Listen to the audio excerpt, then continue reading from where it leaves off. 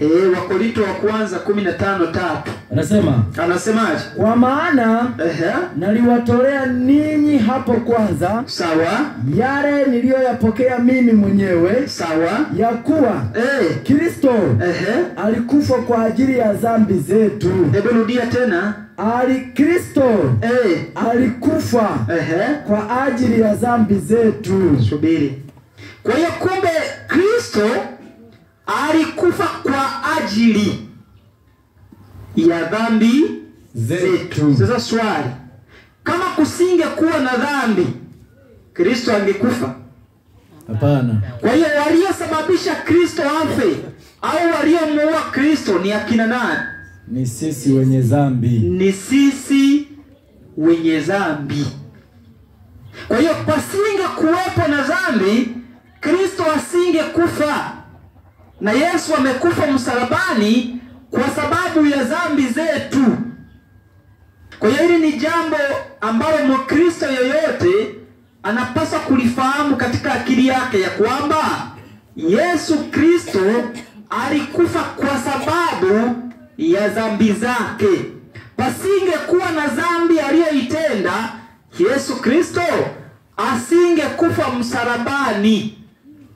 Wafilipi 2:5. Kwa hiyo huyu Kristo ambaye yeye mwanzo alikuwa yuna namna ya Mungu, akaona kule kuwa sawa na Mungu sio kitu cha kushikamana nacho, akaacha ule utukufu, akatwaa namna ya mtumwa, akawa na mfano wa mwanadamu. Alafu anasema alipoonekana na mfano wa mwanadamu, alijinyenyekeza, akawa mtii hata mauti ya msalaba. Ni upendo ambao hatutafakari. Tunaweza tukawa tunaona ni kama story kwamba Yesu alikufa msalabani kwa ajili ya dhambi, alafu tunaona ni kama jambo la kawaida, lakini ukiliangalia katika kutafakari utagundua ya kwamba ni jambo ambalo ni kubwa kiasi kwamba hauwezi hata ukaeleza.